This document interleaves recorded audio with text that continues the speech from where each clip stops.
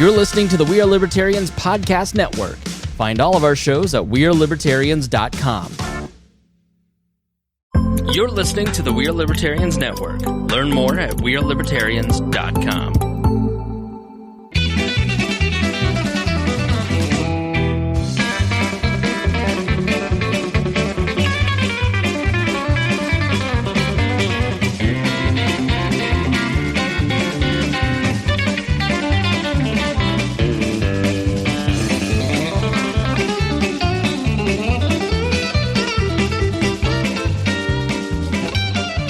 Welcome to the BonesHarcourt Liberty Podcast. This is episode number 382 of East Central's favorite podcast. Jeremiah Morrell, joined by executive video producer, audio engineer Zach Burcham, who has been getting us on the air for the last 15 minutes. I think he threatened the hamster that gets us on the air. Something was going horribly wrong, but we're here. Yeah. I don't know what's going on, but dial tone is making me work. The modem was not modulating. Bones, Adam Harcourt. What's your professional name? What do you want to be called? You've been here long enough. We should decide what's your radio name. We can stick with Bones. Bones. All right. Because every time we meet somebody important, you go, "Hello, I'm Adam." Well, they don't know me yet. It's your radio name, man. It's my radio name now. BonesHarcourt. Because he's 7 feet tall. Welcome back. Glad you're here. Glad to be here. Our special featured guest tonight is Indiana City Councilman, Newcastle, Indiana City Councilman, Mr. Jerry Walden. Welcome back, sir. Thank you. Not running for anything this time. Just here to hang out and talk about a few things going on in the city and whatever else is in the news. We're going to talk to Jerry about kind of a status update for what's up with Newcastle. Maybe we've had the last few episodes with the state legislators, and there's potentially some property tax cuts coming, which might change the life for local governments. Want to get Jerry's impact on that. Got some national news coming. I know Zach likes to talk about Elon Musk, so we got some Elon Musk in there for you. The state news, I feel like Bash. Good God, Patreon got me. Bones, we got Bash and Bones, our voices on the show.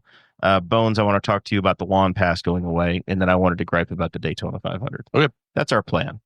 This show's about our lives in rural Indiana. We're here to push your boundaries and make you think as individuals. Sometimes we'll provoke you, other times we'll make you laugh, but hopefully you'll always learn something new. Mr. Bones? Yes. Who do we have to thank for the Patreon? Jonathan Phillips at Wetzel Ford. Yes. Blake over in Richmond, Indiana. Richmond. Yes. Blake Reese of Varsity Outfitters. Yes. And they do what now? Embroidery, screen printing, I would assume. That's right. T-shirts. Yep. You got some of that. You got some swag from them now. Yes. They do good work. They do. And who else? With Thomas Oakes over at Walnut Ridge and RV. That's right. They're your camper. They're having the big boat sport and travel show at the state fairgrounds. Shit, that's this weekend. 7:42. You owe $20 to somebody. So that's record time for me. 8 o'clock. You swore in the thank yous. That's a first. You have to give me that. Maybe you need to go test drive a new travel trailer down at the boat sport and travel show with Thomas Oakes. I may get my way down there on Sunday, depending on how things go. I might. I think we will too. If we don't have some snow, we might go try to. Are we supposed to get more snow? Just trying to scare you. Yeah, no. Sunday's plans were ruined because of snow. Sunday is our melt day. Sunday's our melt day. If you want to hear Patreon, patreon.com/BossHog of Liberty. You can join at any level. You get the show notes dropped into a special Facebook group. You get dropped into a special Facebook group. And you get to hear about my eye exam and the slander that happened at my eye exam this last week. Just FYI, Jeremiah's old. Not as old as Jerry. Jerry, welcome back to the show. What a lead. Not as old as Jerry. I'm just spitting facts, man. 1958. 1950. You're older than my dad. By a year. Hold up. Same age as my dad. Yeah. Thank. January 15th. Class of 77, something like that? 76. 76. The Tri-High Titans ruled athletically that year. So 1976. How long had Tri been Tri? Opened up in 70. Okay, so you knew the founding fathers of Tri. Oh yeah, he was a founding father. I was in the first sixth grade. Did you go to class. Louisville, Strawn, No, or? I grew up here in Newcastle. I went to Hernley Oh, you were like through recruited. fourth grade. You were like recruited, No, like one this- of them people. Kyle Criswell's tried to help out. This is a good story. Okay, Went to Hernley through fourth grade. Hernley was a school. Yes, Okay. elementary. This is me legitimately asking. Right off Grand Avenue. Just Oh, I thought it was a little town here in Henry County. I was in the first kindergarten at the Westminster House. After the fourth grade year, they wanted to separate myself and my best friend, Booty Dobbs. What kind of trouble did you and Booty get into? Well, I couldn't name them all, but the one that really broke the camel's back was we put the flag out from the second floor window. Miss Jefferson, who was 8 months pregnant at the time, Booty Dobbs dared me to undo the rope and swing out the window From the second floor from the second floor, in fourth grade. fourth grade. So when he double dog dared me, I You had got to my do it. dime out and unscrewed the pulley and swung out the window. And I'm whooping and hollering. Mr. Bowers comes out, the principal, says, Jerry Walden, get down from there. So Dropped. I said, man, Mr. Bowers, did you see that? That was so awesome. He says, Jerry, you could have killed yourself. I said, oh, I knew what I was doing. He says, you understand I have to call your dad. And I can still feel the look on my face like, oh, Mr. Bowers, we need to talk because I didn't think about that. But that next year, they bust me all because I lived right there at 25th and Grand. Ferguson's cabinet shop we were in. So they bused me to Green Street. Little did they know that Booty and his family moved to the Green Streets district. So Mrs. Clampett called my parents in and says, would you mind if we moved him back to Hurley's? And Dad said, no, he'll finish out here. Then we're moving out of town. That's how you know. That's short, long story. No, I'm a Newcastle. I like kid. the idea. I like the idea of a bus just driving Jerry across town. Just sending him Just across. Jerry. Were you the But only one? But they didn't file the paperwork, so that it accomplished exactly the opposite of what they were trying to do. Well, the only day I missed from kindergarten through 12th grade, back then they said, if you can make it, school make it. But we had like 6 inches of snow. Well, you graduated before the blizzard of '78. Yeah. Yeah, I understand. So I was in Terre Haute at that time. So It's amazing you ever got out. back Very then, hot. we went bumper hopping. And of course, Booty wore cowboy boots. He didn't slap in them, I think. But I put on my Beetle boots and we'd go out bumper hopping, guys. Cars used to have bumpers. Yeah. Back in the '70s. So the very first car we bumper hop, guess who gets out of it? Mr. Bowers. Boys, if you could be out bumper hopping, you should have been in school today. And he counted me out. Why the hell wasn't he in He is out riding the streets. I don't know. Looking But that's the for only day I He was missed. bumper hopping too. That's the only day I missed. In kindergarten through 12th. That's impressive. You only missed one day. So what's the city council do? Well, let me give you the definition off the I website. don't need the government name. They approved the budget. No, here we go. The city What's council. your- This is right from the website. Have you missed any city council meetings? You made it to all your Oh. school. Oh my God, Oh, that's way shit. worse. Why don't you apply yourself like you did in school? Well, because when you schedule a vacation to Hot Cell Island a year in advance, you had no control of that. So it's well worth it. So you only miss it to hang out with Zach. Yes. Okay, all right. We sit there. If it's any consolation, we normally sit there on that day and we'll chit Pull chat up about the YouTube video of it. Yeah, No, we talk about it. We're at dinner when they're having a meeting, but we'll sit on the beach and he'll talk about city business. So he's getting his time in.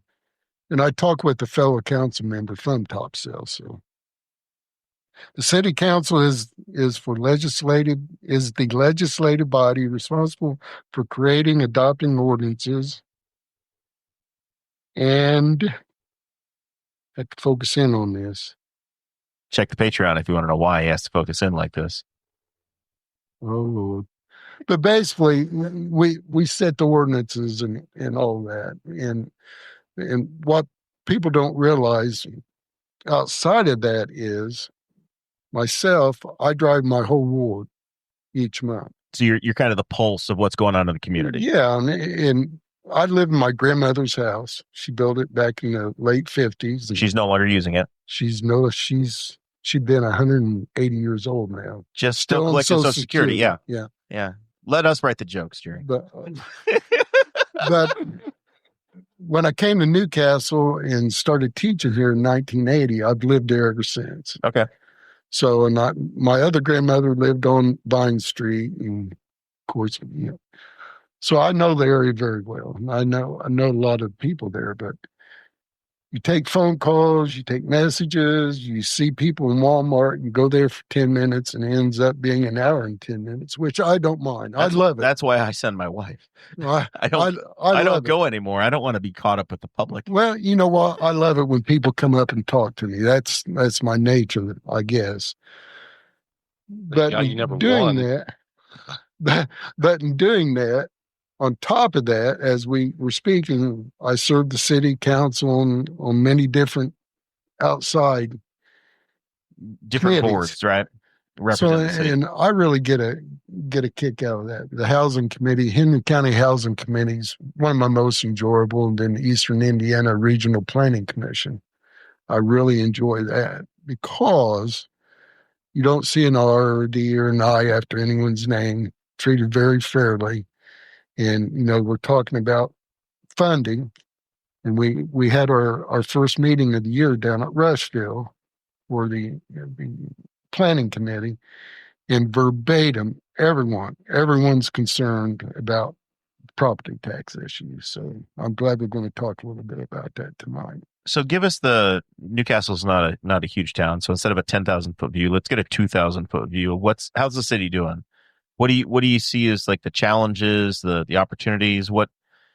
What's on your heart with the city as you're looking at the new year 2025? Well, big part of my heart for the city is trying to get properties cleaned up. I was part of the group that started the land bank, where you take in properties here in town, you're backlogged with taxes and city mowing the grass and all this, and the county turns them over to us, and we in turn sell it to property owners, hopefully here in town. And most of those sales have gone, as Zach can attest to, because I got him to serve on that committee. Most of them will buy the lot next to their house and use it just to extend their yards. That's been the biggest thing. And they're paying taxes on it. They're taking care of it. Get it back on the tax roll. We're not mowing the grass anymore. So it's been very beneficial. And going on 3 years now, we're approaching $80,000 in our account. So with that, we're planning on a couple of demolitions that we're going to pay for. That's a big deal to me. I want Newcastle to represent the Newcastle I used to know.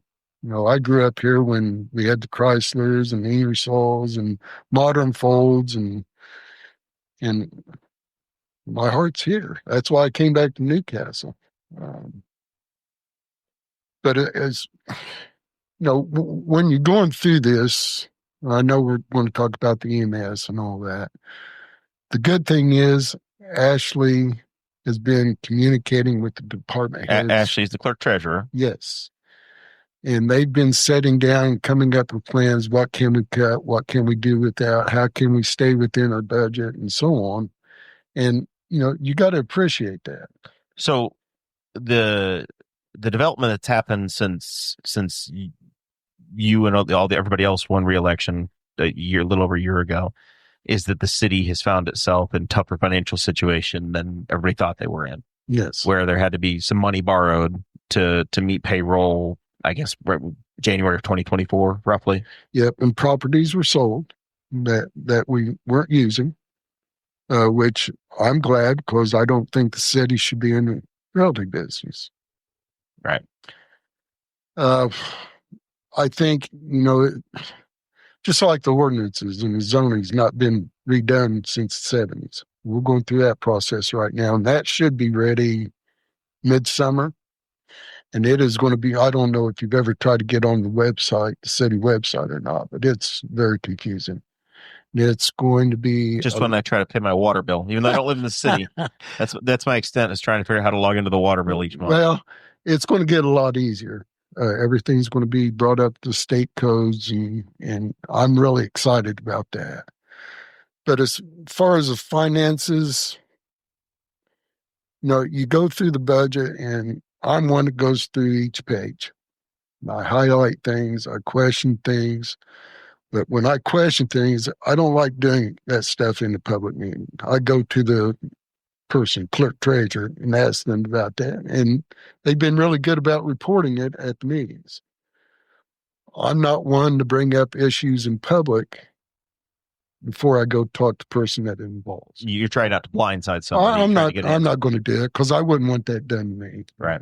And I think because of that, I have pretty good respect from the different department chairs within the city. I think I have respect with the other council members, and I think I have respect of Mayor York. So we've had a little bit of this conversation just in passing, as I've seen you around the Elks Club and other places. The governor ran for election on a major platform of reducing property taxes because Bones pays too much money to live in Rushville, and he needs some relief. Yes. Okay. So it's getting bad. we own houses, and we have to pay, and our property tax bill gets larger and larger. So the governor said that he wanted to roll essentially property taxes back to the pre-pandemic levels. We've had 4 state senators and state representatives on the show that have said, yes, they generally support doing that. But the question that I've had for each of them has been, how do you balance places like Carmel and Brownsburg where, yeah, they're building $50 million swimming pools, or they're building facilities for pro sports teams, versus places like Richmond, Anderson, Newcastle, where you don't necessarily have that same foundational base of income. Yeah. Well, you don't see the egregious overspending, but you've seen inflation. I assume that you and other city council members are trying to speak up and say, hey, we're not wasting money here. We're just trying to survive as a community. Exactly. And, you know me about the exchange, the interchange. We've been trying to get before you're gone, we've been trying to build the Jerry Walden Memorial Interchange at State Road 103 and I-70. And it just grabs me when I go over Indianapolis and I see all this decorative naming on the overpasses as only state road in the state of Indiana intersects I-70 does not have an interchange.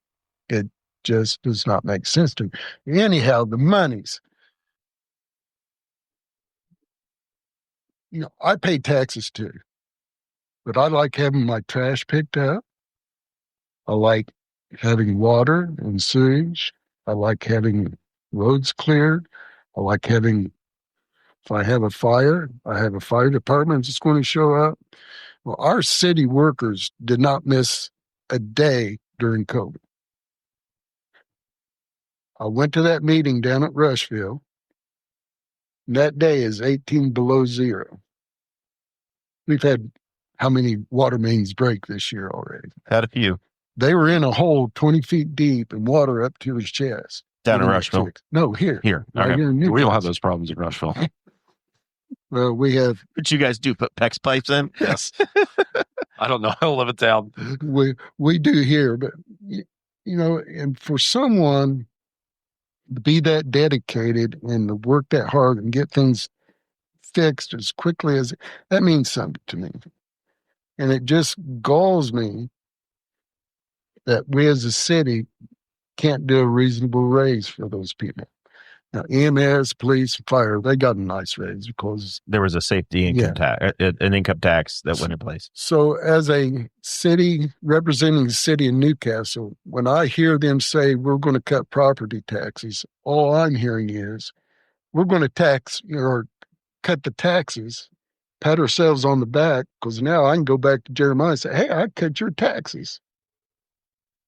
But here I am saying, okay, which tax can we raise locally to still keep those services going? Because what's going to happen is they're going to cut property taxes. They're going to say, okay, city council, you can now add an additional 1% tax on income or whatever to pay for it. And you will have to pay for it Right. to pay for whatever service. We'll be the bad guys. Right. Or you do away with city trash pickup. You sell the water plant, sewage plant. Let that be a private entity. We don't want to do that. That's the last thing we want to do. So, but where is it? They still haven't made a decision on it yet. I just checked before it came here. Right. No, I mean, right now the property tax bill is switching, right? So it's going to be the end of April before there's any decision. And then the governor said if it's not what he wants, he's going to veto it. He won't sign it. So A great negotiation. yeah, it's You know how powerful a governor is, Bones? Yeah. If the governor vetoes the bill, you know what it takes to override the veto? The exact same number of votes that voted for it the first time. If it passes 51-49 out of the House, they get 51-49 will make it law. Okay. The veto doesn't. Okay. In my view, the governor's office is incredibly weak when they're in power, when they're in session. When they're not in session, the governor can do whatever the hell they want to do. But there's apparently the threat that the governor can call them right back into session again and say, no, now do something I want. and he said that. And He he's said that's claiming what that it maybe did. what happened. And we're talking about annexing counties from Illinois and all that stupid. It's the important work of the people. And what people don't realize, for that to happen, Illinois state government would have to pass it in their legislature. They would have to agree. We'd have to Right. pass it, and then they have to go to Washington, The feds D.C. would have to say yes. Yeah. Right now, It's- the bill that's advancing on that, because we talked about that on here 3 weeks ago. That bill essentially is funding a committee and having Indiana say, okay, we're willing to have the conversation. I think it's crazy to do it, but it's step one of 75 to actually take those in. No, and I'm more concerned about what's going to happen in Newcastle. 100%. And when they do silly things like that, it's not doing anything but wasting our time. So EMS was an issue in news in the last week and a half. Councilman Mark Koger had some comments that were picked up by the Courier Times. If you guys are in the Patreon group, you got the show notes dropped in, and there's a nice article from the Courier. And they're talking about a couple $100,000 in equipment that the city wound up buying that apparently a past chief of the EMS had signed for that wasn't necessarily agreed to by the proper committee, and the city's on the hook for it. So that a couple $100,000 in medical equipment for ambulances. It's $200,000. Yeah. And it's like it's rented, because I asked the question, well, because I thought we were buying it. I didn't realize it was rental fee. I said, why can't we shop it out, act like a warehouse, and ask other people around here in the state or region? We'll sell it to you at a 70% cost and save you 30%. Well, that can't happen because that's in the contract. Well, is the contract legal since the mayor didn't know anything about it and the council didn't know it? More importantly, the mayor, but he's still a representative of the city. So the city's on the hook for it. Yeah. So there was this conversation this thought that was brought up in the meeting of two things that can be done to help with the EMS budget that I wanted to say out loud and kind of have an open forum on. There was discussion of EMS only serving city limits, because right now they serve Henry Township as well, I think, or people within Henry County. Right. Because my house, we've talked about this a million times on the show. I can see the city of Newcastle from my front yard, but I live about 5 doors down. So if I call for emergency services, city of Newcastle Fire shows up, city of Newcastle ambulance, the EMS would come to my house. If those services were reduced, then places like my house would not have a service. The other thing that was discussed was other communities don't necessarily have EMS and fire separated. Shelbyville has all of their EMS service comes through their fire department. Richmond does the same thing. Right? Yeah. What do you know how we chose the system we have? Is it just the way it was set up 50, 60, 70 years ago? That I don't know. I'd just be guessing that that's how it was set up when it was first created back in the 60s. Yeah. You had the original fire or EMS station there at the Little League Diamonds. So, my guess would be that that's how it was done. And, guys, I think anyone that has a discussion on something, how to save money without harming the service itself, I think that's viable. but you need to have a discussion. Right. And, I might have some good ideas. You might have some good ideas, and you need input on things like this. Well, would it work out? I don't know. When you've got hundreds of thousands or millions of dollars in the red that you're trying to make up, I think that's when you have to start to look around and say, hey, what areas can you share cost, right? If you've got firemen who are then trained as EMS, or if you have EMS folks that can go serve as fire, doesn't necessarily mean you have to make the change instantly, right? And everybody has to change jobs, but if you find a direction where those two departments can come together, all of a sudden you can start to save on headcount, right? And I think they're the first ones that have to have the discussion. Guys, would this work? Is your membership for this? Is your membership for this? Is there a way that we can join it together? Is there a way that we can make it work, keeping it separate? I mean, those are discussions you have to have. And the concern is that they're all union. They're in unions that would prevent them from this. Yeah, they have their own membership. Right. So, but it's a discussion that I think is worthwhile. The thing that I like about it, and the thing that I like hearing is from Ashley is department chairs are talking with them. We're having a discussion. What can we cut? What can we do with the monies that we have that's different that we haven't done in the past? And those are discussions that are very important because she's in charge of that. That's her job. That's her job that she is voted in office for. Zach, you have any thoughts? I was trying. I know you get to see this from afar, attending Albany City Council. Yeah, I was actually looking at my notes because it was like, because I was taking notes because this all kind of came up because a lot of the departments at some point during the year kind of give like a presentation. This was EMS's presentation. So it's like Henry County's 398 square miles. They serve 313 of it. So they serve most of the county.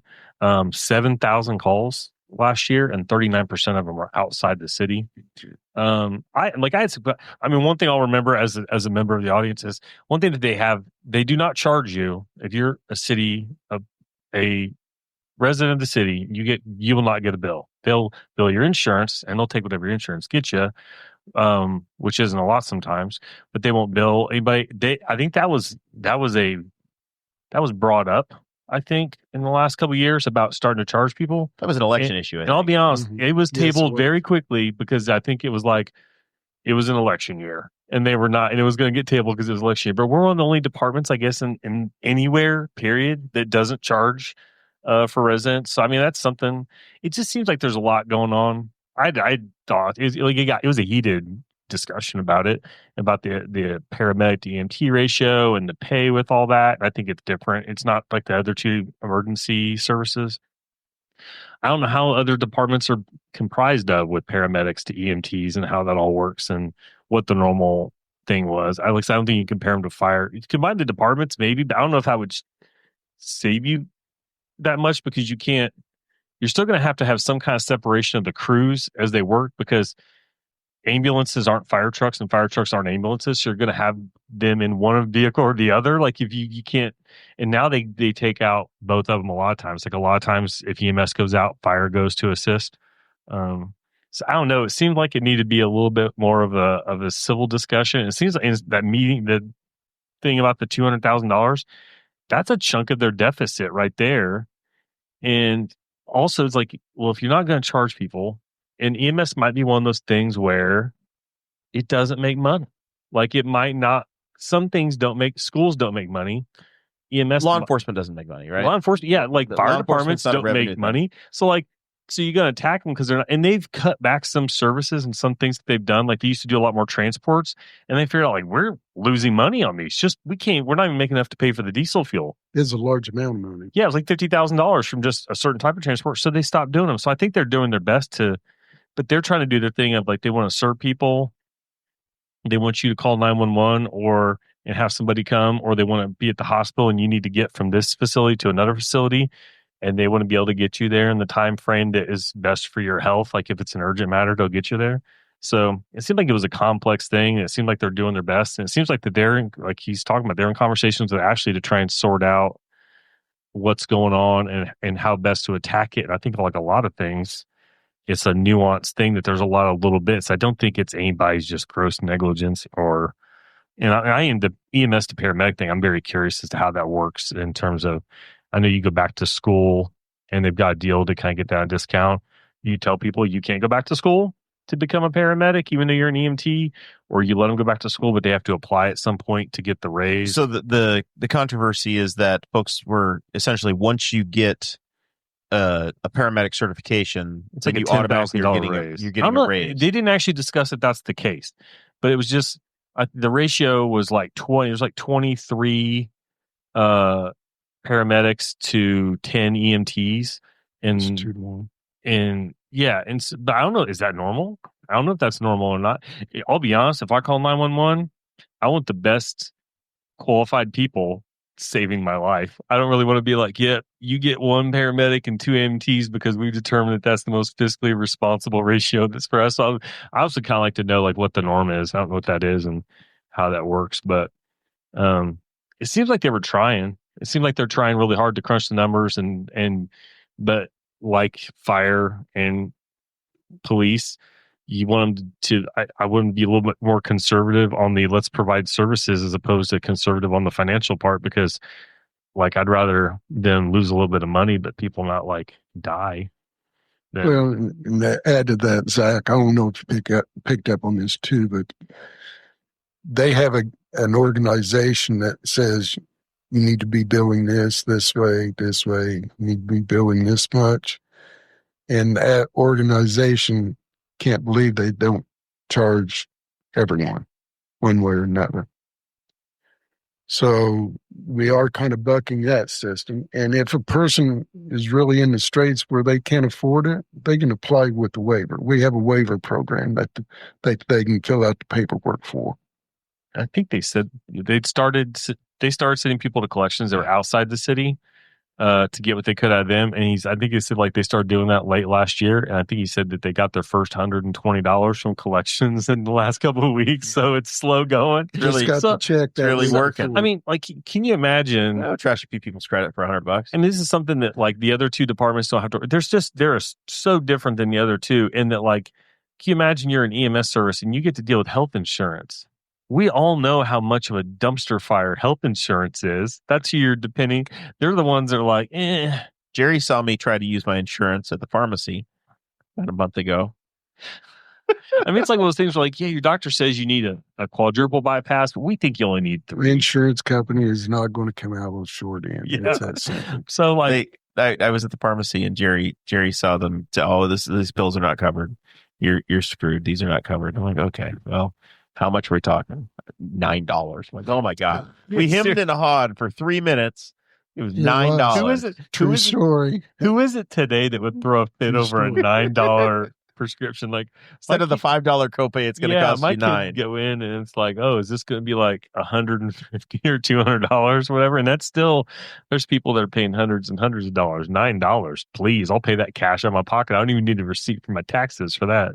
Well, and the other thing too, the county's part of it. And they're getting a good deal right now. So the county pays a certain fee in for the EMS service. Yes. And- Because Newcastle and you is, feel like you cut them a sweetheart's deal. Newcastle and is sheriff in town. within Henry County. You, Okay. you know you're a citizen of the county too, sir. Yeah, It's not free money. It's your other pocket. right. Yeah. And they said there's like a couple of like Milltown has a department, but if it's a more severe call, then they'll call Henry County. Yeah, because they And don't I have think, certified people. They don't have the paramedics. Yeah, and they talked about some like they were used to. I could vaguely remember that they mentioned what the name of it was. I couldn't remember. There was like a private ambulance service, but it went out of business. And then There was one in like Southwest, Kennard. Yeah. Southwest Henry County. there's a couple others. There's one that covered like 100 calls last year compared to the city doing 7,000. It's just complicated, guys. It's really complicated. And unfortunately, whenever you're dealing with health care for people and the well-being, you're dealing with insurance.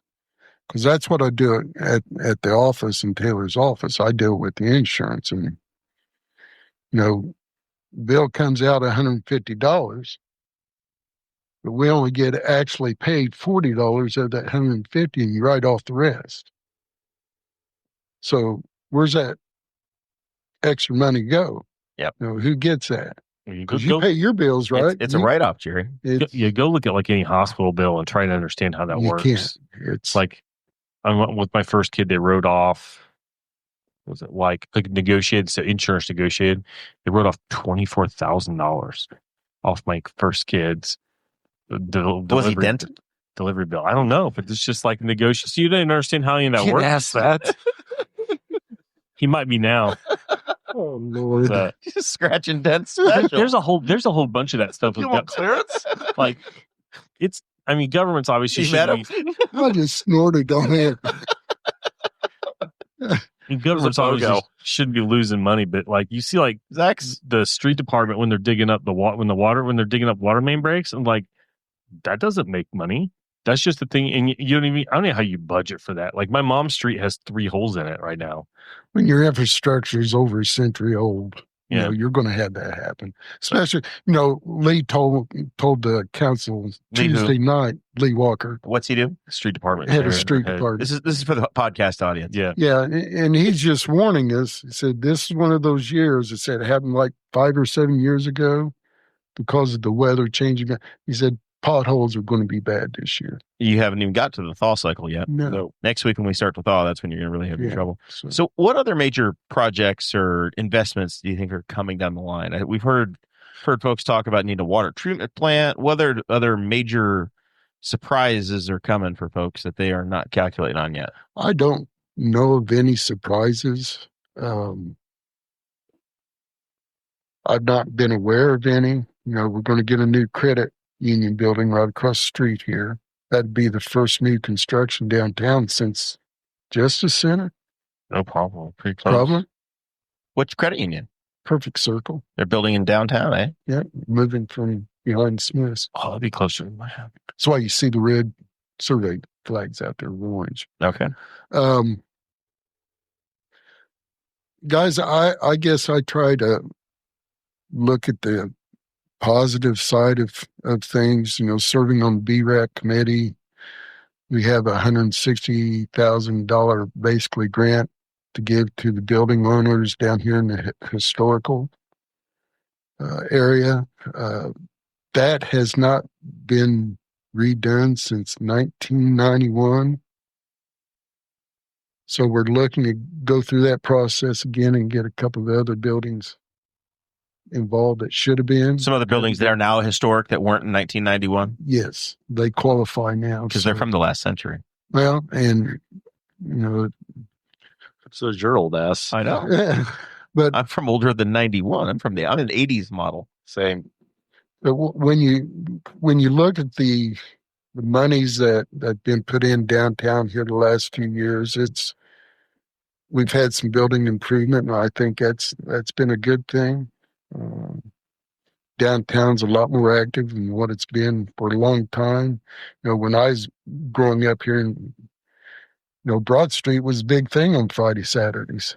We cruised and cruised and cruised. Well, you killed it because we can't turn left. Yeah, Y'all killed y'all. that wasn't me. You people, the city council, That changed wasn't the me. traffic committee, said we can't turn left in the dark, and that killed cruising. And now y'all want to act like it's ruined. It's Well- because of the left turns. They put the plaza downtown too. The mall area downtown. That's what really killed it. That didn't last long. Didn't last long here and in Richmond. They had the same setup. So let's change to the national side. Some happier news. Oh wait, no, it says Elon Musk. Elon Musk was on the X Twitter this week. We are getting canceled. What's it called?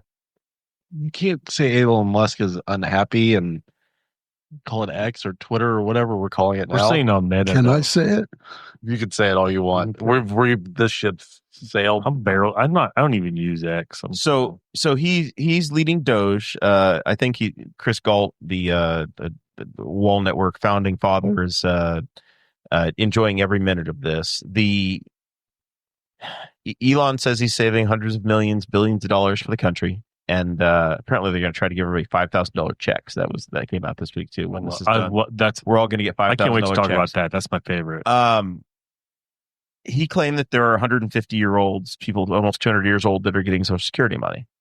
Immediately, this rolls out, and everybody's like, "Oh yeah, these are the Biden voters." And I'm just going, okay, can somebody please show me who names, deposits, something that Where actually those says that checks this is going. happening. Where, You mean proof positive? some proof of any sort other than a spreadsheet that they've developed. Because it really feels like to me somebody just ran a query wrong. Zach, the next day, I guess some folks actually pulled information, and there's now data that shows exactly how many people by year, like at what age, how many people were receiving money. Yeah. I knew that in the 150 thing, somebody explained that pretty quick. And they're like, oh, that's just the way that system works. Apparently the DOGE crew is like, it's only a handful of guys. They're 20 to 25 years old or whatever. So apparently the code, and I don't know much about SSA's codes, but they're using some old computer systems. And one of them, just if there's a date error, it just defaults to you're born in 1875. And so they said, there's your 150-year-old people right there. It's funny because what they think they find something, and before they take the time to vet it, like if they're real auditors and they're actually auditing things, they run to X or they run to Twitter. I'll dead name it, and they declare that they've found all this stuff, and then somebody's like, no, you didn't. It's just this is the explanation for it. Because then at one point they said that there was like, oh, Social Security has 60 million more number holders than there are people in the United States. I'm like, wait a minute. You think that Social Security is sitting there with an extra 20% of number holders and they just didn't notice, and that you guys noticed 2 weeks into looking into things, or you guys just don't know what you're looking at, you're not figuring it out. But they want to declare victory real quick. So it's hilarious. I think they need to add a letter D to that, DOGE, because they're dodging the Constitution, dodging security background checks. Guys, when someone passes away, this has been on internet now, the funeral home has to file a form that they send to Social Security. That stops the checks, Yes, right? Yeah. That's why when you have a family member die, you hide them in the basement, or you can. I mean, honestly, generally that's probably true. Is if it where dodged, grandma and grandpa's checks are going. I have a job where I work with people who are dealing with Social Security, and oftentimes I find out that they're deceased through SSA before we find out from a family member or whatever, because it gets filed very quickly, and they get marked in the system as deceased. And they might still be able to receive benefits, but it's to their families, and it's a finite amount of money, whatever. It's not an open thing. I think SSA, when you die, it pays out a couple $100. It's not very much if there's a death benefit. But yeah, I work in the government. I'm one of those horrible people that he would love to go after. There's a lot of checks and balances and systems in place. And yes, is it convoluted? But yeah, that's it kind of needs to be. There's a lot of systems. Somebody asked, like, what keeps people who have access to SSA numbers? Because a lot of people are upset that they keep trying to get into like SSA's database, the Treasury database. So they've got everybody's Social Security numbers and banking information. And he pointed out, like, I could use that with PayPal. But like, what keeps SSA employees from doing it now? They watch what you do. Like, if I look up somebody's number, that logs, and they'll look to see, like, well, why was he looking at that number? If I pulled up my own number, I would be fired very quickly. What if I got mad at my girlfriend and I worked in that situation and looked up her information? You get fired. That's breaking the law. Yeah, you get fired. So I know people that they'll track it and toss people. Yes, Yeah. I know people that have been fired and they didn't do anything like nefarious, as in they didn't steal somebody's identity or whatever. They just looked it up and just viewing it. Like, if I looked up a celebrity and was like, "Oh, I wonder how much they made," I would get fired. And they log all of that because people have numbers and passwords and stuff. And so everything you do, you have access to a federal database is logged. So other national news, the Department of Agriculture accidentally fired the people that were trying to solve the bird flu. This is the second group they fired that they said, Nuclear? they fired the group that watched the nuclear stockpile too. So I put this into the Walnuts group, the podcast network, and there were a number of people that were really excited that they finally cut some fat in the government. And they realized that they made a mistake over the weekend, and then they are trying to hire these people back immediately. Bones, are you enjoying this? Like as a front row seat to the to DOGE and watching them, not use a scalpel but use a hatchet, chainsaw at this point. Chainsaws being hand grenades. But They're opening the door and chucking grenades in and just seeing what happens. What did he do with Twitter when he bought it out? He did the same thing. You immediately go in and start just taking swings, right? Yeah, you dismantle it. Which I think it's not good if you want to do that to a business. I think it's a little different when you do it to a government. So the wholesale price of eggs in the last 30 days, according to the article we got linked here, has gone from 40 cents to $7.47 a dozen. They're $7.44 in the last 30 days because the USDA has confirmed that they have ordered the killing, or 20 million egg-laying chickens have been killed in the last 90 days. We can recover from chickens lay eggs all the time, right? So we can build the population back. It's not going to take long either. But they've been essentially taking out the entire flock instead of culling just a couple of birds. It's if you got it there, they've just been wiping the entire thing out, which probably also needs a little bit more of a scalpel solution. Yeah, than what we've been doing. Because that's one of those things that I think it happened around COVID time too. This isn't our first round of bird flu in the last couple of years, and we've never recovered from that. Like one of my old, I remember thoughts was pre-COVID. I remember being at Aldi and eggs were 52 cents a dozen. Like not that long ago, they were under $1 a dozen, and now it's like $6 a dozen. Is it a luxury now? Like, will you give it second thought? It's if you're going to have eggs. It's not quite there, but I'll be honest. My youngest son a couple weeks ago took our portable fire pit out back, propped it up, and threw almost a dozen eggs at it for fun without us knowing about it. And I was a lot more upset about it. They didn't cost a nickel a piece. They cost $1 a piece. Yeah, I mean, it's not quite that bad yet because eggs aren't one of those things that I eat eggs every day. I eat one or two, and the rest of my family doesn't too much. So we're not going through them more than a dozen a week or whatever. So it's the couple extra bucks. But it's one of those things that you do get on a consistent basis, and you kind of remember how much eggs are. And so when you see the price of them, you're like, oh my gosh. So I don't know if it's one of those things that's really hurting people financially yet. It might, though, is stuff that works through the system. I have a plan. But it's one of those things that guys, you know how many eggs I've chucked at vehicles in my lifetime? Younger lifetime. Let me qualify that. Younger lifetime. Political opponents. Not done that. I have Yard a plan. signs. Spring is around the corner, and I think we can solve two problems at once. Oh, I know where this is going. I think a fair substitute for a chicken egg is a goose egg. I like goose eggs. So we go out to Summit Lake and we just start stealing goose eggs. Don't say that on live air. We encourage people. They lifted that, didn't they? We hunt them in the fall. Okay, I was going to say. So I think it's fine. Not in the spring. Maybe anywhere that the geese are bothering you, you just go liberate these eggs. And while we're recovering the chicken population, I would imagine that one goose egg is as good as 5 or 6 chicken eggs. And they'll scramble really nicely. You're not only breaking state law at that point. That's not what I thought you were going to say. I thought your thing was going to say that you're going to push this as a chance for us to go grassroots again. No, lift the restriction on backyard chickens. I'm going to let Jerry introduce that legislation so that people can have their own backyard chickens. I was beyond. I've given up all hope on the city of Newcastle letting people have their own chickens. You know what my answer is to that? Just don't get a rooster. All right. You're in charge of the ordinances.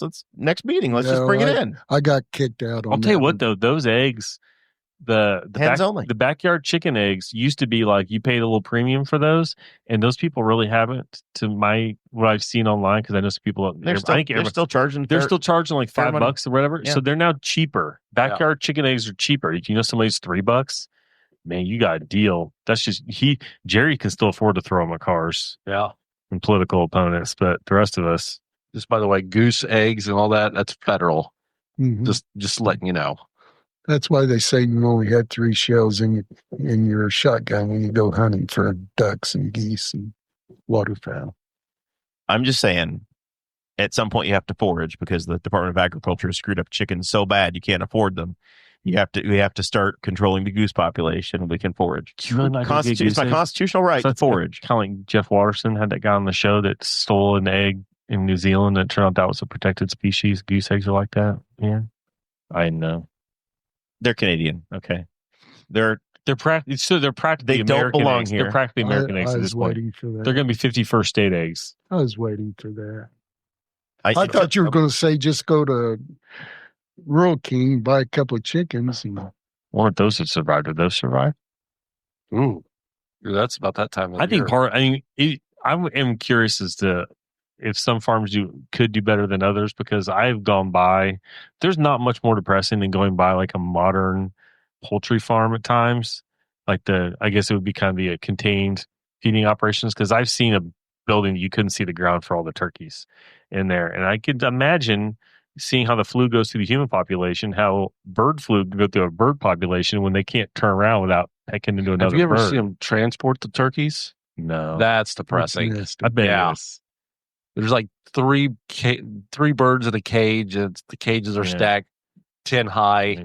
How many deep on a semi? I mean, you can see why you can rip through a flock real fast.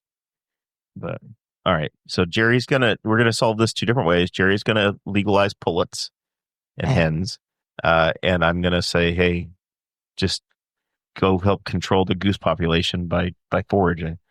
That's our plan. you can't raise turkeys in buildings with square corners.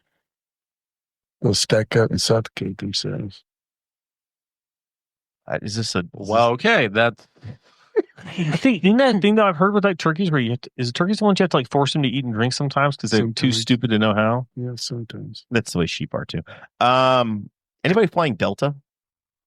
Southwest. Me too. if I had money, I'd fly Delta. So, well, if you fly Delta, sometimes they pay you.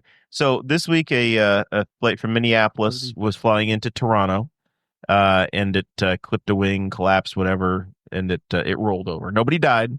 76 people on board, and everybody got out okay. The thing slid past the fireball, and Delta has said, "Hey, anybody that was on the flight, here's $30,000, no questions asked. You're good." No attachments. And you can sue us later if you want to, but here's 30 grand. I think Southwest would have given me drink coupons and free Wi-Fi on my next two And flights. 3 bags. Would An be extra one for bag. free. Yeah, an extra bag. And you're in the A boarding group. Your But next A flight. like 30. Yeah, but we're not giving you A1 to 15. We're still selling that shit. Yeah, But we're going to give you early bird. Where exactly were you? Well, we started up on a 6 when he pulled through the clouds, and then I moved in above Well, if you were directly above him, how could you see him? because I was inverted. Zach is playing A Top Gun quote. Top Gun quotes for us. That video, what's the chances? There's just a dude sitting in his truck next to that runway who must be an airport worker who just recorded the whole thing. Not Think he made some money off that? It's classified. I don't know. I bet that video's got some views, but $30,000 Be though? one hell of a $30,000 and no strings attached. You can still sue us. Yeah. And they literally said that. That was in the verdict. They're like, we're real sorry. I will say this. I will start putting on the belt now. When we land. I mean, I don't know if I mean, that's And 2.3 million. this is That's what the 2.4 pennies. million. How much did they save not That- putting olives on the salads a couple 30 years ago? So you don't wear your seatbelt when landing. You just say that with it. Oh, I sometimes, do. If it's off, and I just forgot about it. Yeah, you just wing it. The fireball is the scary part. Well, they skid past it, so it was an icy landing, or snowy. So that and then they just slid right by it. That somebody rolled tape on board as they're getting tossed out, and they are like, "There's the fire crew was there immediately, and they are spraying the thing down with their foam foam liquid." Yeah, it ripped the wing off like immediately. I don't think a wing will take that kind of pressure. One wing came off, and the other one was still flying. That's why it flipped over. Yeah. Well, that's also I think where they keep the fuel is in the wing. Yes. Yeah. But I saw somebody, But because it was still moving, it left the fireball behind. yeah, which is good. I saw an armchair expert say it looked like they didn't do like when they land right at the end they kind of pull up and it didn't like they did that, and it kind of hit an angle, and that right rear suspension, just that landing gear just collapsed, and we have had That'd the be an worst old-ass plane too. month and a half of air issues. Like, I don't remember this many planes crashing. Like another fighter jet crashed in, like, was it San Diego? Yeah, that thing once was it wild. starts happening, the media is going to report on it. Yeah. It's just like if trains hit cars, or if somebody gets sick on a cruise ship, whatever the thing is that's going on, that's what's going to get reports because people are tuned in and they're looking for it. Isn't there a cruise ship now with a whole bunch of people with that stomach bug Norovirus. in Miami? Yeah, but you know why that happened? Why that gets reported is that they're the only people that report that. It doesn't happen if you get norovirus in a hotel. Nobody's tracking that. The only reason you get that information on a cruise ship is because they have it. But if that happened at a Disney resort or at a Vegas hotel or whatever, nobody's reporting that out. It's just the information's not there. It's just there's 2 military accidents, that medevac plane, the plane and the military helicopter, and then the 2 fighter jets. The one in San Diego, like, he got out okay. He ejected. There's a video of it just yard darting into the ocean. Yeah. It's like, what? Well, you had the 2 private planes that crashed midair. Yeah. It's been a rough couple weeks. Yeah, there was a Neil somebody. His girlfriend got killed in Phoenix. The private plane crashed. I think it was. Yeah. So what you're telling me is flights are going to get cheaper. What I'm telling you is that things are just getting reported. I still think you have just as many accidents as ever. God, Vince Neil? Is that right? Yeah, jet owned by Motley Crue's Vince Neil involved in a fatal plane crash in Scottsdale. Yeah, he's not good. And listen, if your name's associated with Vince Neil and you're in an accident, it's not good. I think it was his fiance or wife or girlfriend or somebody. His significant other was on the plane and died. Bad stuff happens. That's just whatever. Airplanes usually, airplane, they're still very safe. They'll say it's safer than, but it's just, I don't remember this many planes falling out of the sky in about a 3-week span or 4-week span. They just happen to be happening in America. If it happens in Kazakhstan, you don't care, Zach. Just a couple of them happen in the USA. I don't think the NTSB of Kazakhstan is quite as snuff. I don't think they have an FAA. See, you think government's the solution. I don't care who pays for it. I think they just kind of go, that looks good. I bet there's a lot more duct tape in use on airplanes in Kazakhstan. It's the illusion of safety. 150-year-olds Social Security. Yeah, well, they're probably inspectors on airplanes. This summer might be ruined, Bones. Do you get to go out to Deer Creek Verizon Wireless Clips Music Center, brought to you by Ruopo Mortgage? Every once in a while. So they announced that they're going to start charging for parking. Yes. $20 in advance, $25 if you haven't figured it out by the time you get there. Yeah. And a lot of folks, maybe 1,000 people a year, were getting a lawn pass. They were called lawnies, and they would get the general admission pass for like $200, $250 for the year to go out there. And these folks have been getting told, "Hey, we're not ready to renew it yet. We haven't decided. We haven't done it. They're not for sale." And today they had their hearts broken, and they said, "We're not going to have this program, but we'll let you know if we have something. You'll be the first on our list." Yeah. That sounds like our infield camping passes, Jeremiah. We have a list. You're on our list. Okay, I look at the lawn passes every year, and I look at running that, and I look to see who I would want to go see, and it's never anybody. So here's the rub I have is that people, I think they've had this for 4 or 5 years, and T-Mobile was involved with it, and if you were a customer there, I think you got an in. If you've been able to renew this or set it up, and those people could get it every year, concerts have been on sale all winter long. Yeah. So you're like, I'm not going to get it. I'm not going to go spend $100 on lawn passes for this ticket because it'll be included in my other thing. So you've had concerts come and go all winter long that you're like, I'll go to that, and I'll go to that, and I'll go to that. But then your thing doesn't get put out there, and now you have to go to StubHub and pay $400 for what would have cost you $100. And that's where I think these guys have got it right. I just even wonder too about just you do StubHub if you do primary market, how many transaction fees you saved yourself by buying one ticket as opposed to, because I think we all know how the deal is. If anything goes through like Live Nation or whatever, $15 in fees. That's a $250 ticket. That's going to be $485 after fees. It's like things just get. I think that's changed. Has In the last better? year, they've got all included pricing. Yeah. Good. There was some federal pressure. But what you said, Jeremiah, that happens every year. Say you were waiting to go see whoever, Right. and they don't make the list of the cheap lawn.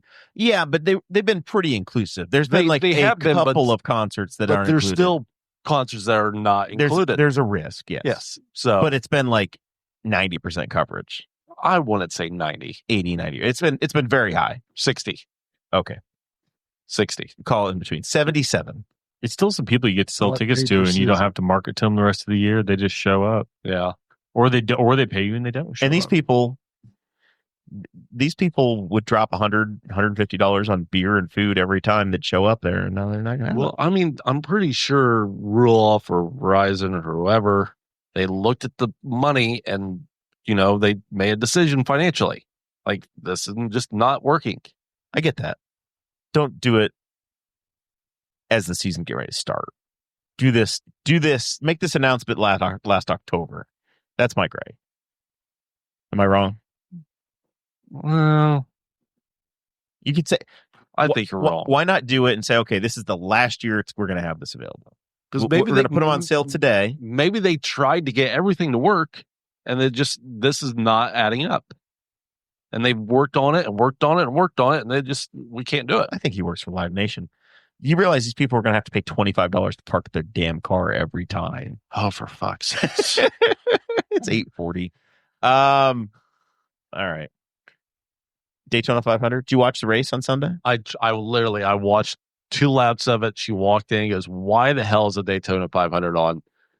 And I said, Because it's February and there's nothing else on and it's snowing. So I turned it back to golf, which I originally had on. So I'm pretty sure I could watch anything else.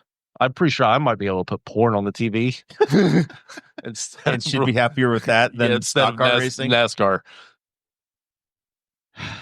I might try that. Jerry, He's an elected official, right? Like he's right that Jerry is an elected official. He swung out of the second floor door window. Zach, you enjoyed the racing? First They of took all, the rookie stripes off. and I'll be honest, whatever opinions. I turned it on at first when it was supposed to be on, and Trump's driving around in the limousine, so I turned it off. So I'm like, God, I don't care. He's driving around. Like, he's got a lot of free time to go to all these events this year, apparently. He's fixing What's in Florida, and that's where he spends his The man weekends. can't get a Sunday Yeah, off. he was at the Super Bowl. He was played a couple rounds of golf, whatever. I'm like, I don't care. You can't even see him. He's driving around his 22,000-pound Cadillac. You can't even see him in there. I'm like, this is pointless. And then I felt for all the fans because I was like, they probably all got prostate exams trying to get through security because he showed up. It was all well worth it for all those fans. I bet they enjoyed it. I bet they did. So then, I'm not saying anything. so then I turned it off, and I'm in Jeremiah loves group chat, so I'm at least 2 or 3 reiterations of the same group chat, depending on what platform we're using. And they're like, "Yeah, it just started raining," and my brother was like, "Hey, just text us when they actually go green again," which was like 5 hours later, 4 hours later. It was one of those deals where it started to rain. They're like, we're going to pretend like it's going to be short. And they interviewed everybody in the field, and then they called drivers to your cars, and then they start the cars. They make some laps. Don't go green. Rains again. Another 2-hour delay. Because it's Florida. Wow. Yeah, in the afternoon. So it was twilight when they got going. So I watched something else. I can't remember what I did. And I think I watched a movie or something with made my kids watch a movie, which they hate. So I think I put my kids to bed maybe or something. It was later in the evening. And I turned on, well, it's the last 20 laps. They just had a big wreck. Shocker. And they're driving around. I'm like, they're driving around. It looks like the parade laps for the Indy 500. One, it kind of looks that slow because that track's so banked, but they're 3 wide and like 10 or 11 deep. I'm like, they fixed their formulas. So now instead of going 2 wide, they go 3. And then I was like, then they had a green, white checker, which dumb, not a fan. And then they just wrecked on the last lap. Some guy who had not been talked about the entire race, I don't think, wins. William Byron. I'm like, good for him. That wasn't who was winning. That wasn't who was fastest. He's just the guy. He's the marble, as Jeremiah said. He was talking about just like betting on marbles. He's the marble that spun out ahead of everybody It's else. just you just. And I was just like, this is. Survivalist. I was in the wall racing Facebook group. I put in some dark horse bets because I'm like, well, let's have some fun with this. So I had like 5 tickets for $2. A couple of them were going to pay $100, $150, $200 if they won. I think my best one was like 4th or 5th place, but it was just.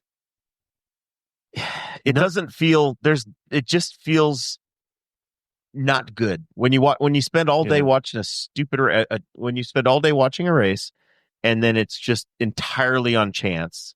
You may as well have watched the Kentucky Derby where it was one out of 20 and a horse that barely anybody knows who wins the thing, but you only invested 20 minutes in it versus spending your entire day watching the 12 hours of the Daytona 500. I couldn't imagine. I didn't watch the whole thing. I watched like the last 10 Maybe minutes. a hot take, but the Kentucky Derby is a way better race than it is. the Daytona It's more 500. pure.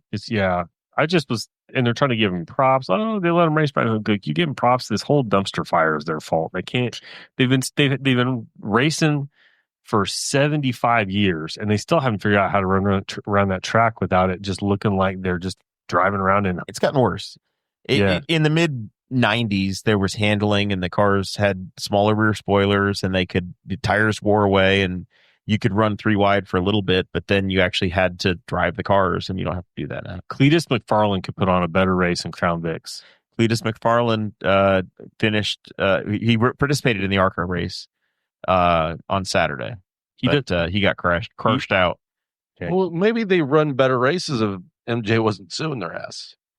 No, these problems have been there longer. These problems were there when Michael was still owning an NBA team. They're on like, I actually don't know, like 40 years of this. The restrictor plate stuff started in the late 80s. Yeah. So they're knocking on 40 years of it. It has been 40 years. Yeah, because if you look up, I think it was in 1987 or 88. Bobby Allison's car went up in the grandstands in like 87. And they put restrictor plates in back then. And back in, 1990, 91, 92, drivers get out and be like, we can't do this anymore. What are we doing? They're going to get somebody killed. And they're still doing it. You got cars getting airborne. It's the same stuff. I just got to watch it. I was just like, that wasn't entertaining, the little bit I watched. And then I was like, the end didn't give me any satisfaction about I'm happy for that guy. It was a flat ending. It was just like, meh. Yeah. I was just like, there was no, I was a little disgusted. there was no payoff. It was just, that's it. That was it. You just got, there was no winning move. There was nothing. Some dude closed his eyes and just went, okay. And made it through and he won. It's William Byron, and now he's a 2-time Daytona 500 winner, back-to-back. Back-to-back winner for driving through the smoke. Indiana's own Chase Briscoe was the pole sitter for winning the pole and accidentally having non-modifiable parts. He is 67 points below where he started the race. They fined him 100 points for the race. He lost his crew chief for 4 races, and Chase Briscoe is in deep trouble in the championship. Pinsky could have been 1, 2, 3 in that race too. What's that? After one race, he's in deep trouble. Yes. How many races? They go to like 38. It's no biggie. He got a longer season than he's just finished like 3 weeks ago. He's gonna need to win a race or two to make the chase. If he wins one race, though, he makes the chase, though, doesn't he? Yeah, but I think he lost the playoff points too. In that, the other news I wanted to get into in the racing world is that for those that participate, the BHOL Wall Racing Fantasy IndyCar League that Bones is going to be a part of this year, it's a totally new format. So this weekend, I like the old format so much better. I will be figuring out how to set up our league, and we'll get invitations out. So if you want to be involved, send me a DM. It's free, it's fun, and it looks like it's going to be a little bit more elaborate, and it's a season-long deal where you're going to be picking multiple drivers, and you have a big budget, and you have like it's not just a week-to-week pick-em kind of a situation. It's going to be a little bit more fun and involved. So a little more sophisticated version of fantasy. So you're going to do well. Zach Burcham, final thoughts? Did anybody watch anything with the NBA All-Star weekend?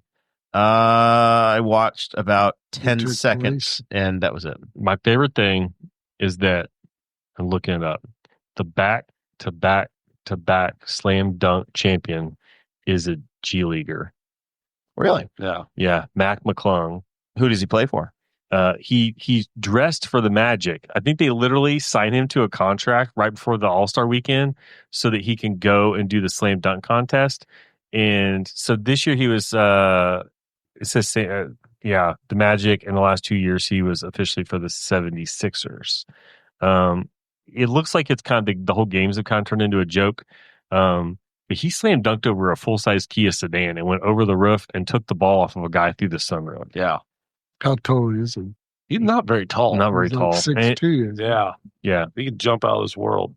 I did see a funny video where Muggsy Bogues met Wembanyama. He's like belt high on him. I didn't watch much of it either, but I like to. He's interesting. He's an entertaining guy to watch doing the slam dunk. I think he even did one where there was 2 balls and he tapped both balls and dunked them both at the same time, or whatever. But that was one of those things where you're talking about it's kind of a critical mass, like the All-Star game. One guy said that the one person that ruined the All-Star game was Caitlin Clark because she didn't want to do a 3-point contest at the NBA All-Star game. I'm like, the NBA has got a problem if you're slam dunk champion for the 3rd time in a row as a G leaguer. And your 3-point contest was ruined because a woman wouldn't show up and do it from the WNBA. You need a WNBA star to come and make your 3-point contest worth watching. So I don't know. Yeah. I think the Pro Bowl is trash at this point. All-Star game's the Major League Baseball All-Star game is kind of trash. The NBA one is I was going to wear my Cubby hat tonight, but I'm already waiting until next season.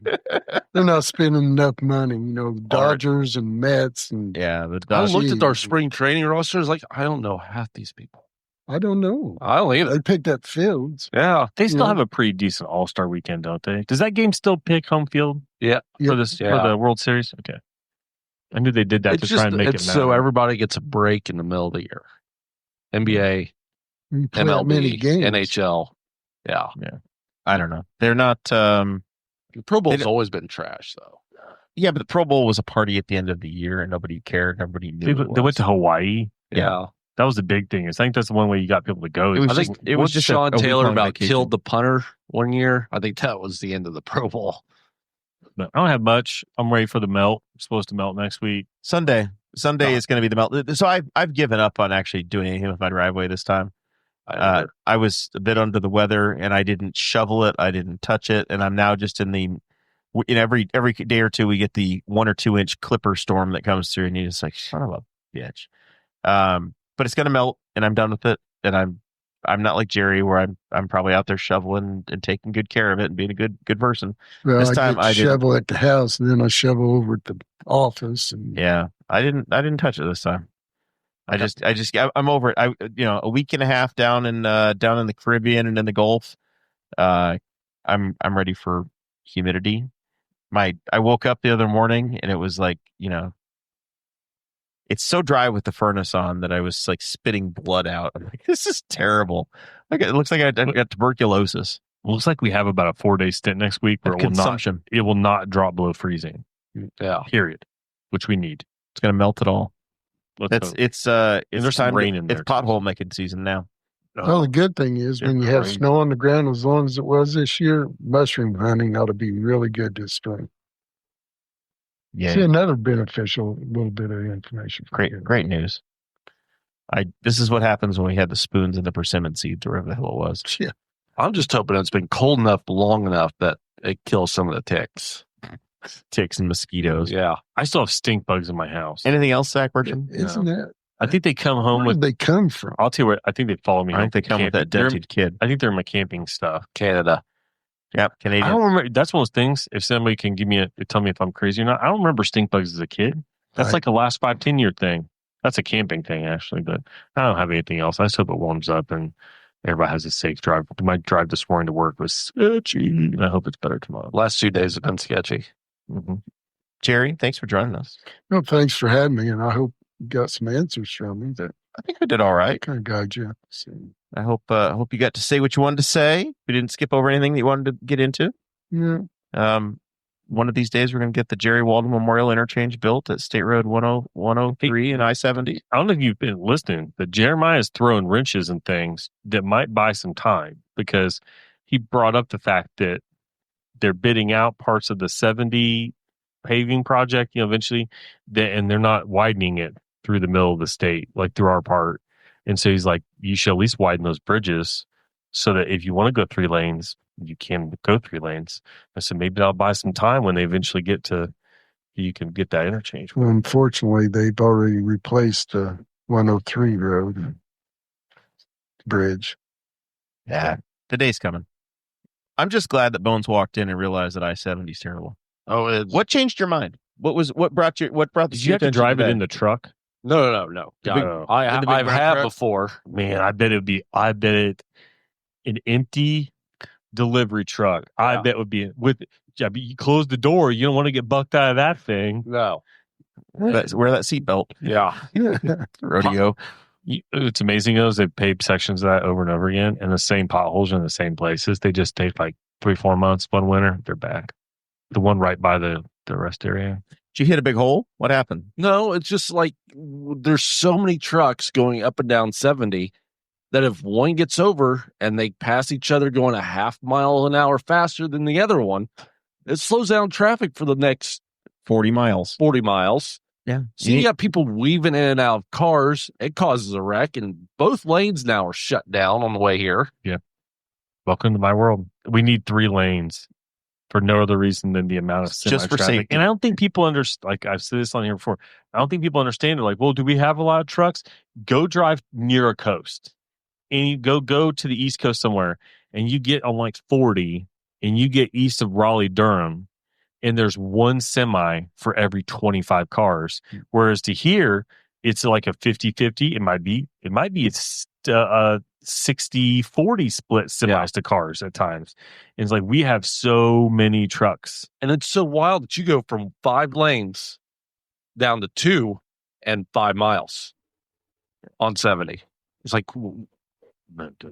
Supposedly, it's the highest rated travel, highest usage rated travel interstate in the nation. This is why I think they should consider dropping a toll in at like 2 points on the state line. I'm all for just it. at the Ohio-Illinois I like the idea of, and I hope they stick with this, is Ohio Ohio or commute Illinois. on it, is that, semis at least traveling through, or car, I guess cars too maybe, because I had never thought of this.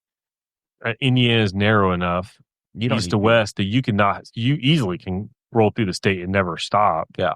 And so they don't pay any gas tax. They're not doing, you can drive through and not use the road, but not a lot contribute. of the money that comes is federal money as well, right? Yeah. So it's not like Indiana is the only place that's coming up with the money that's rolling into those. Even if it's like $70, $2 or $3 or a couple of dollars, that's better than nothing.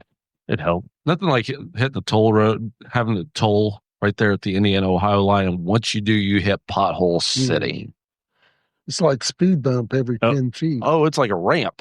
It's you can actually tell it even when you're on highways, like even on the interstate, you can kind of close your eyes and like Indiana, Ohio, and just gets Orange barrels are coming. I don't doubt it. I saw drawings today. Where do they stop? Orange barrels are coming for the state line. For the 70 or for 70. Or okay, don't say any of my other two-lane highways that I use to get around. Good luck getting to Charlestown this year. State Road 3 is just I'm with you, Zach. What are they doing there at Greenfield? From Mount Comfort all the way to Greenfield? They've stopped working on it. I'm not for sure what even we did. No, they added lanes. They added lanes, but they're not using it. But they're not doing anything right now. My assumption is, and Jeremiah would be able to comment on this better than me, is I assumed that what we were waiting on was a bridge deck widening. That there's a bridge right there west of Greenfield that they needed to widen to 3 lanes, and it's easier to widen the road. And that's what I thought we were waiting on, because I think the bridge is right where it narrows down to 2 lanes. Yeah. And now it's like you could get 3 lanes in there now, but they've stopped. They pulled off working on it. I'm assuming for the weather. They're done fine, for the whatever. At the end of the year, and they haven't been back. Like I said, they took the mobile camera, so I don't care. People roll. I slowed down to roll through there, but it's sketchy. We were doing 80 through there. All the trucks, everybody just switched lanes. Cars went to the right and trucks went to the left, and it was 80. Thanks for joining us, everybody. We will be back next Thursday with a show, and it's going to be great. Probably talking about roads. We'll see you then.